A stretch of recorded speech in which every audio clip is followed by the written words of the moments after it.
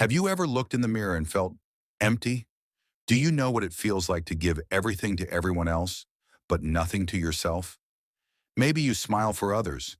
Maybe you work hard for others. Maybe you sacrifice your dreams, your time, your peace for others.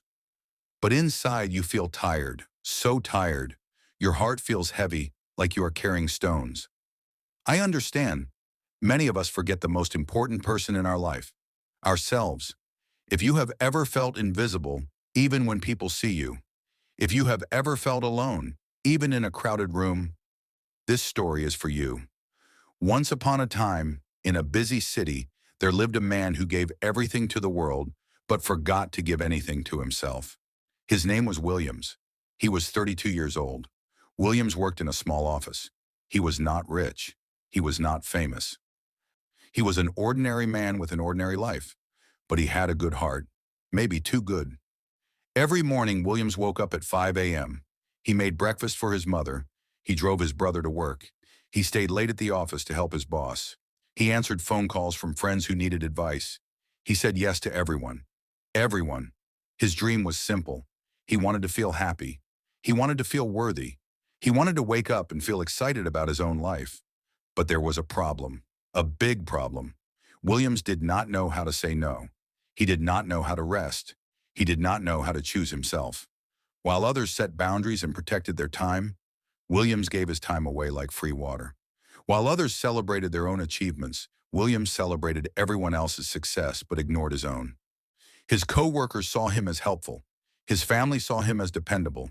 His friends saw him as generous. But Williams? Williams felt exhausted. He felt forgotten, not by others, but by himself. At night when the house was quiet, Williams sat alone in his room. The silence was loud. He looked at old photos of himself. In those pictures, he was smiling, really smiling. His eyes were bright. Now, his eyes looked tired, empty. "What happened to me?" he whispered to the darkness. He didn't know that this question would change everything. Days turned into weeks. Weeks turned into months. The pattern continued. Williams tried to change. He really tried. One morning he decided to go to the gym. He wanted to take care of his body, but his phone rang. It was his cousin. "Williams, can you help me move furniture today?" Williams looked at his gym bag. He looked at his phone. He said yes. Another day, he planned to read a book he loved, but his boss called. "Williams, can you finish this report by tonight?" Williams looked at his book. He looked at his laptop. He said yes, again, and again, and again. His health declined. He gained weight. His back hurt. He slept only 4 hours each night. Dark circles appeared under his eyes like shadows. One Friday evening, Williams collapsed at his desk. The room spun. His chest felt tight. His hands shook. His coworker found him. "Williams, are you okay?" Williams went to the hospital. The doctor checked him. "You are not sick," the doctor said, "but you are burning out. Your body is tired. Your mind is tired. You need to rest. You need to take care of yourself." Williams nodded, but inside he thought, How? How can I rest when everyone needs me? That night, Williams walked through the city park.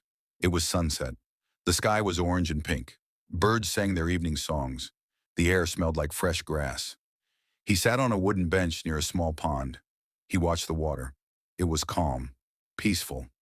An old man sat beside him. The old man had white hair and kind eyes. He wore a simple gray coat. He smiled softly. "You look troubled, young man," the old man said. Williams sighed. "I am tired, sir. So tired." "Tired from what?" "From everything.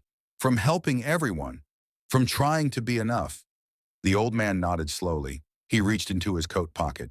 He pulled out 2 small stones. One was rough and dirty. The other was smooth and shiny. "Look at these stones," the old man said. He held them in his palm. Williams looked. "This rough stone," the old man continued, "was once smooth and beautiful, but it was placed in a river where everyone walked on it. Thousands of feet stepped on it every day. It gave its smoothness to the world. Now it is broken." Williams felt something stir in his chest. "This smooth stone," the old man said, pointing to the shiny one, "was protected. It was cared for. It was polished gently. It was valued. Now it shines. Williams stared at the stones. His throat felt tight. Which stone are you, Williams? Williams' eyes filled with tears. He couldn't speak. The old man placed the stones in Williams' hand. You cannot pour water from an empty cup. You cannot give light if your own flame is dying. Love yourself first. Not because you are selfish, but because you cannot love others properly if you do not love yourself. Williams wanted to understand, but a voice in his head said, that's selfish. Good people sacrifice themselves. The old man seemed to read his thoughts. Do you know what happens to a tree that gives all its water to other plants?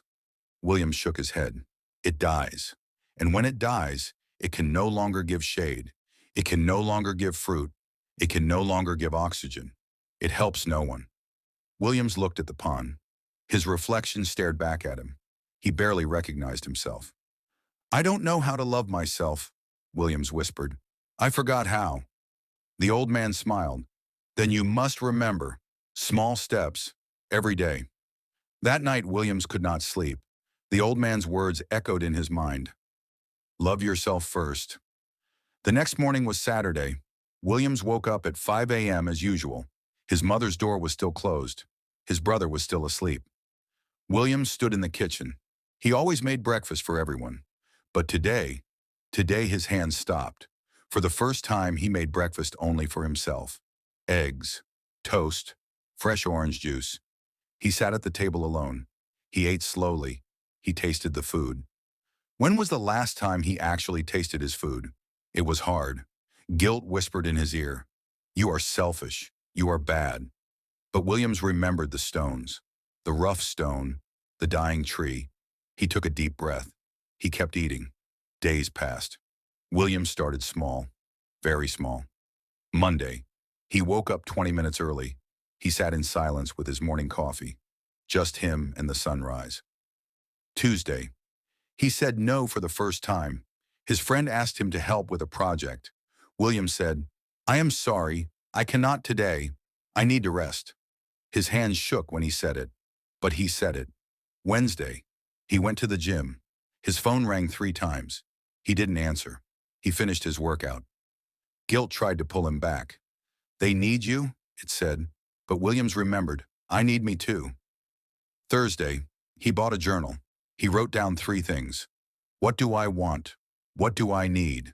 What makes me happy? He didn't know the answers yet, but he started looking.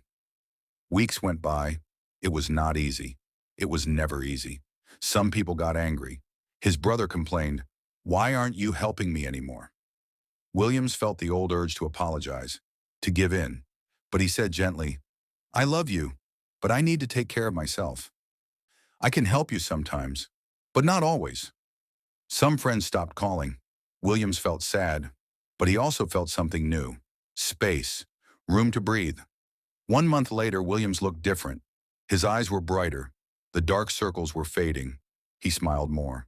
Real smiles. He created a morning routine. Exercise, healthy breakfast, journaling, reading. He created boundaries. Work ended at 6 p.m. No work on weekends. 2 hours every evening for himself. He discovered old hobbies. He loved painting.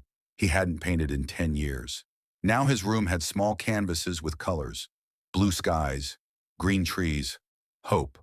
But the transformation was not just outside. It was inside. Williams started talking to himself differently. Before, his inner voice said, you are not enough. You are weak. You are failing. Now he practiced new words.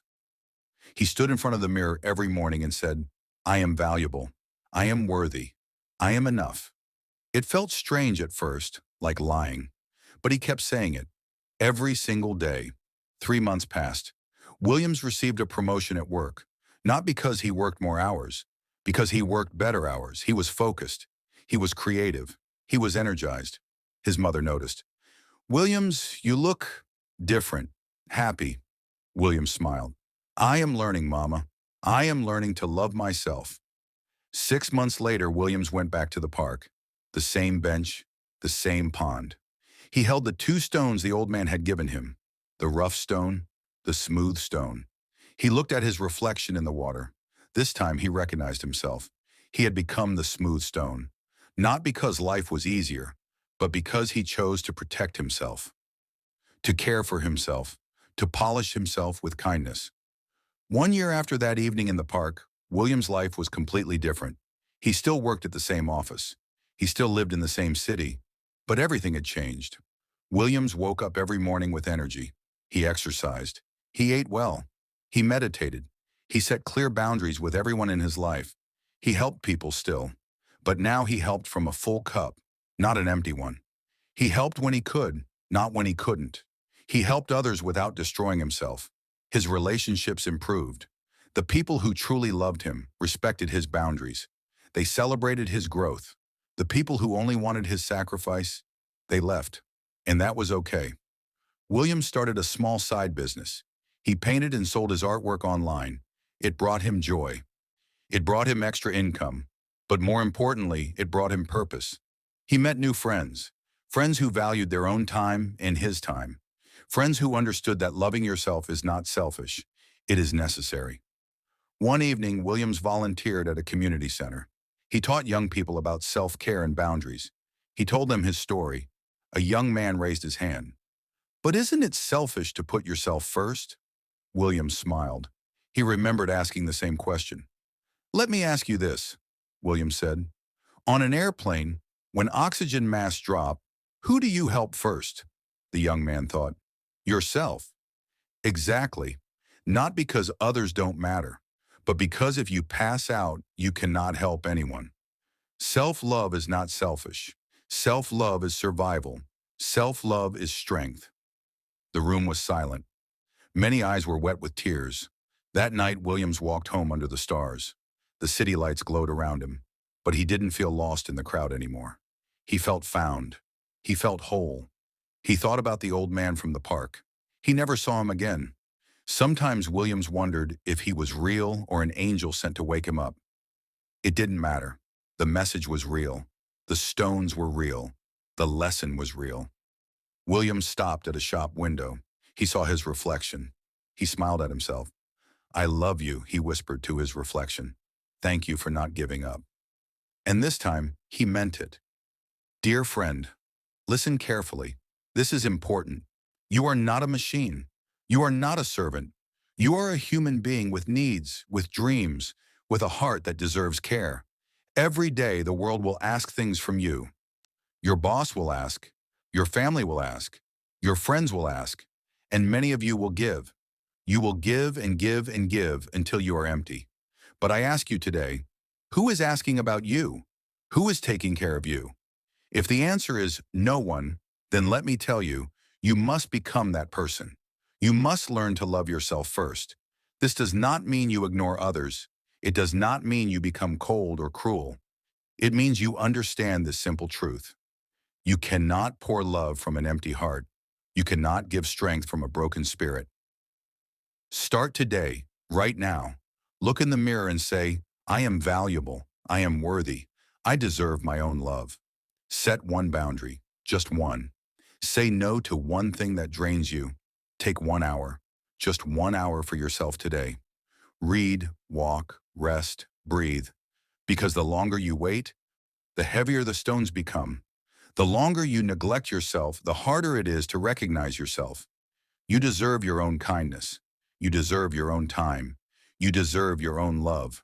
Not someday, today. Love yourself first, not last. First. If this story touched your heart, if William's journey reminded you of your own struggle, please impress the like button below. It helps this message reach others who need to hear it. Subscribe to our channel so we can continue sharing stories that heal, inspire, and transform. Share this story with someone who gives too much and receives too little, someone who needs permission to love themselves.